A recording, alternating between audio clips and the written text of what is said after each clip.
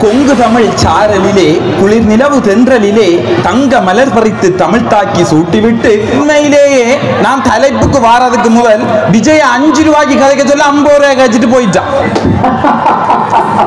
நாங்கள் நன்றி கெட்டவர்களாகவே இருக்கிறோம். காரணம், இன்றைய ஆரோக்கியமற்ற மாணவர் சமுதாயம் இவ்வாறு செல்கிறதற்கு இந்த 3 பேருமே சாட்சி.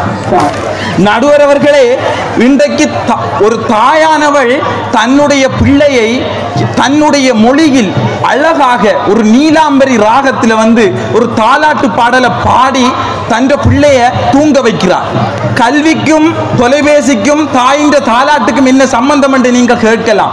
உண்மையிலேயே தாலாட்டு பாடல்கள் குழந்தைகளுக்கு அளிக்கப்படுகின்ற மனச்சிகிச்சை. இன்று எத்தனை தாய்மார்களுக்கு தாலாட்டு பாடல் தருகிறது? உண்மையிலேயே தாலாட்டு பாடல்கள் பாடுகின்ற தாய்மார்கள் என்னுடைய வீட்டுக்கு அருகாமையில் ஒரு அக்கா இருக்கிறாவு. அந்த பிள்ளை அழுறட்டையும் போன தூக்கி கொடுப்பாவு. அதுல என்ன தாலாட்டு பாடல் போகுதுன்னு தெரியுமா? அன்னத்தை பாத்தியே அப்பத்தி கேக்கேனா பாத்திய அப்பத்தி கேக்கேக்கு ஓ பாத்தி தோ தோ தோ பாத்தையே. இது தாலாட்டு பாடலா? இது எந்த நாட்டு பாடல்? இது தீவிரை வலையொலி. தீவிரை வலையொலிக்காக நீங்கள் வழங்கி வருகின்ற ஒத்துழைப்புக்கும் அன்புக்கும் நன்றிகள் நண்பர்களே. மேலும் பல சுவாரஸ்யமான காணொளிகளுக்கு தீவிரை வலையொலியை சப்ஸ்கிரைப் பண்ணுங்கள். உண்மையில் கிராம மக்களுடைய சமூக பொருளாதார கலை கலாச்சார பண்பாட்டு பாரம்பரியங்களை தாங்கி தீவிரை வலையொலி சுவாரஸ்யமான காணொளிகளை உங்களுக்காக தரவிருக்கிறது. வாரங்கள் காணொளிக்குள் அழைத்து செல்கின்றேன். பாதங்களை பணிந்து கொங்கு தமிழ் சாரலிலே குளிர் நிலவு தென்றலிலே தங்க மலர் பறித்து தமிழ் தாக்கி சூட்டிவிட்டு சங்க தமிழ் தந்த தமிழ் மொழியில் தொடங்குகிறேன். நடுநிலை தவறா தீர்ப்பு கூற வந்திருக்கும் நடுவர் அவர்களே, எந்நிலையாக இருந்தாலும் களத்தில் சந்திப்போம் என அரக்குவல் விட்ட எதிரணியினரே, எல்லாம் எண்ணினமடா என என்னோடு பேச வந்திருக்கும் எண்ணணியினரே, இங்கு கூடியிருக்கும் பொதுமக்களே, இன்றைய தலைப்பினுடைய கதாநாயகராக திகழ்ந்து கொண்டிருக்கும் மாணவ செல்வங்களே, உங்கள் அனைவருக்கும் என்னுடைய இந்நேர வணக்கம். உண்மையிலேயே நான் தலைப்புக்கு வாரதுக்கு முதல் விஜய் 5 ரூபாய்க்கு கதைக்க சொல்ல 50 ரூபாய் கழிச்சிட்டு போயிட்டான். நாங்கள் நன்றி கெட்டவர்களாகவே இருக்கிறோம். காரணம், இன்றைய ஆரோக்கியமற்ற மாணவர் சமுதாயம் இவ்வாறு செல்கிறதற்கு இந்த 3 பேருமே சாட்சி. தொலைபேசியை பற்றி பேசும் முன்பு மாணவர்களுக்கு கல்வி என்றது எவ்வளவு முக்கியம் என்றதை நான் உங்களுக்கு சொல்ல போறேன். 1000 பேரை எதிர்த்து வாழலாம், ஒருவரை கூட எதிர்பார்த்து வாழக்கூடாது. அந்த எதிர்பார்த்து வாழாதற்கு காரணம், கல்வி கற்றவன் யாரையும் எதிர்பார்க்க வேண்டிய அவசியம் இல்லை. அந்த வகையில் மாணவர்களுக்கு எப்பொழுதுமே இந்த தொலைபேசி என்பது ஒரு சாபக்கேடு என்பதை உங்களுக்கு தக்க ஆதாரங்களோடு நான் நிரூபிக்க வந்திருக்கேன்.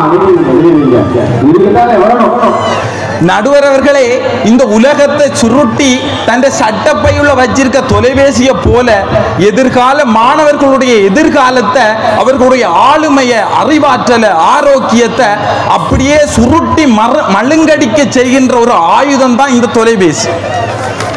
நடுவர் அவர்களே, இன்றைக்கு ஒரு தாயானவள் தன்னுடைய பிள்ளையை தன்னுடைய மொழியில் அழகாக ஒரு நீலாம்பரி ராகத்தில் ஒரு தாலாட்டு பாடலை பாடி தன் பிள்ளைய தூங்க வைக்கிறார். கல்விக்கும் தொலைபேசிக்கும் தாயின் தாலாட்டுக்கும் என்ன சம்பந்தம் என்று நீங்கள் கேட்கலாம். உண்மையிலேயே தாலாட்டு பாடல்கள் குழந்தைகளுக்கு அளிக்கப்படுகின்ற மனச்சிகிச்சை. இன்று எத்தனை தாய்மார்களுக்கு தாலாட்டு பாடல் தருகிறது? உண்மையிலேயே தாலாட்டு பாடல்கள் பாடுகின்ற தாய்மார்கள் என்னுடைய வீட்டுக்கு அருகாமையில் ஒரு அக்கா இருக்கிறாவு. அந்த பிள்ளை அழுறட்டையும் போன தூக்கி கொடுப்பாவு. அதுல என்ன தாலாட்டு பாடல் போகுதுன்னு தெரியுமா? அன்னத்தை பாத்தியே அப்பத்தி கேக்கேனா பாத்திய அப்பத்தி கேக்கேக்கு ஓ பாத்தி தோ தோ தோ பாத்தையே. இது தாலாட்டு பாடலா? இது எந்த நாட்டு பாடல்? இந்த தாலாட்டு பாடல்ல என்ன சொல்லப்படுகிறது? இதற்கு விளக்கம் அளிக்க முடியுமா விஜய் அவர்களால்? விஜய் சொன்னார், எத்தனையோ நூலகம்.com இருக்குதாம், சமூக வலைத்தளங்கள் இருக்குதாம். விஜய் உண்மையிலேயே விஜய் படிக்கின்ற காலங்களில் வந்து சிறந்த பெறுபேறு பெற்று விஜயோ சரி என்ன அணியில் உள்ள துஷாந்தராஜோ சரி சிறந்த பெறுபேறுகளை பெற்று ஒரு உயர் கல்வியை தொடர்வதற்காக சிறந்த பல்கலைக்கழகம் தெரிவு செய்யட்டும் மாணவர்கள்.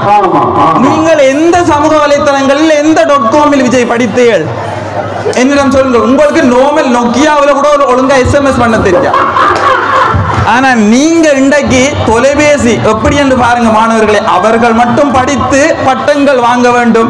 என்னுடைய மாணவர் சமுதாயம் தொலைபேசியை பயன்படுத்தி அறிவு மட்டங்கள் மலங்கடிக்கப்பட வேண்டும் என்று மிக ஆதாரணமாக வாழைப்பழத்தில் குண்டூசியை நுழைப்பது போல் சொல்லி போட்டு போய்த்தார்.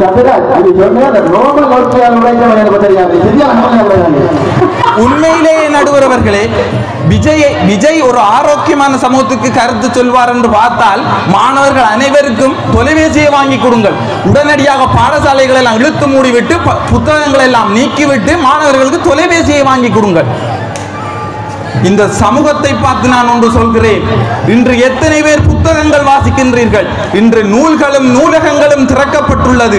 ஆனால் இன்றைய மாணவர்கள் Facebook திறக்கிற, வாட்ஸ்அப் திறக்கிற, டிக்டாக் திறக்கிற, இதெல்லாம் அவங்களுடைய வாழ்க்கையை தொலைத்துக் கொண்டிருக்கிறாங்க நடுவர்களே.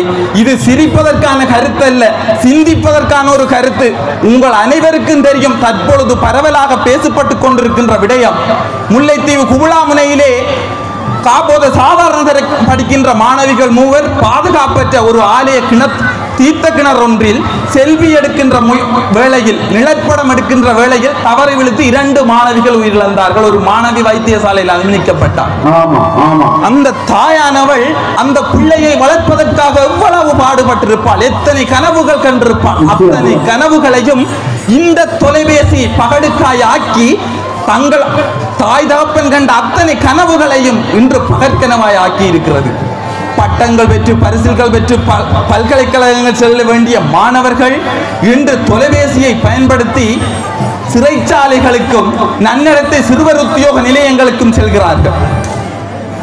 காரணம், அண்மையில் நேற்று முன்தினம் யாழ்ப்பாணத்தில் ஒரு சுகாதார பரிசோதகருடைய தொலைபேசியில் ஒரு சுகாதார பரிசோதகருடைய வங்கி கணக்கில் 88,000 ரூபாய் காசை ஒரு மாணவர் திருடி இணைய விளையாட்டில் ஈடுபட்டுள்ளார்.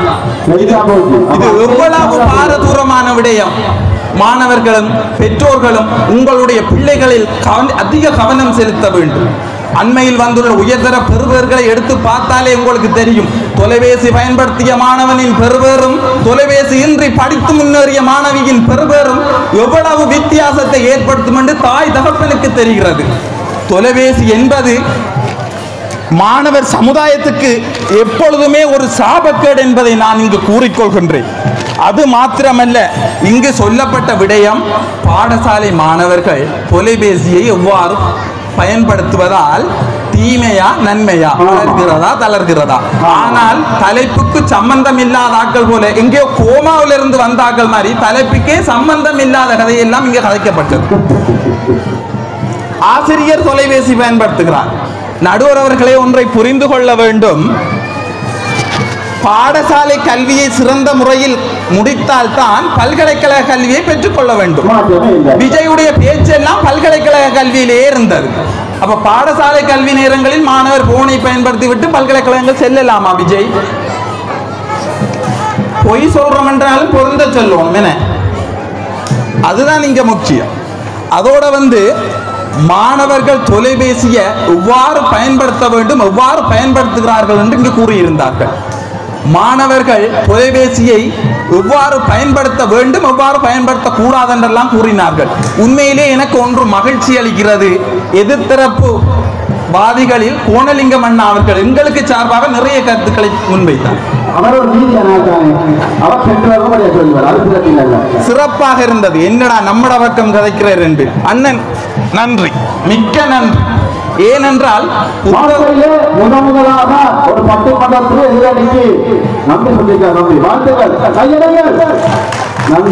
ஒரு புத்தக வாசிக்கிற ஆற்றல் தொலைபேசியால குறைக்கப்பட்டிருக்கு என்று சொல்லி சொன்னேன்.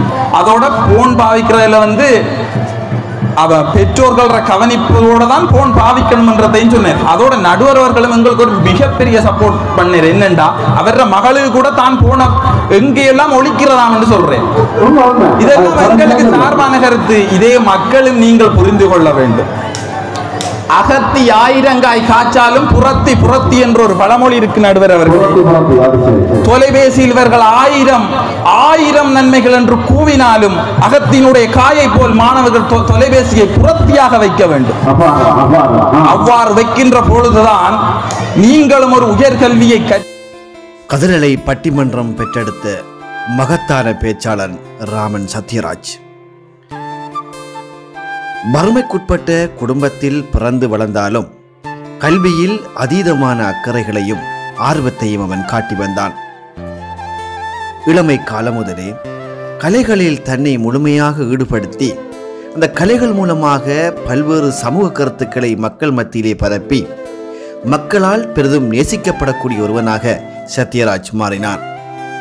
முயற்சி இருந்தால் கல்விக்கு ஓர் தடையில்லை வறுமை என்பதை சத்யராஜ் தனது அசைவுகள் மூலமாக சமூகத்துக்கு எடுத்து காட்டினான்.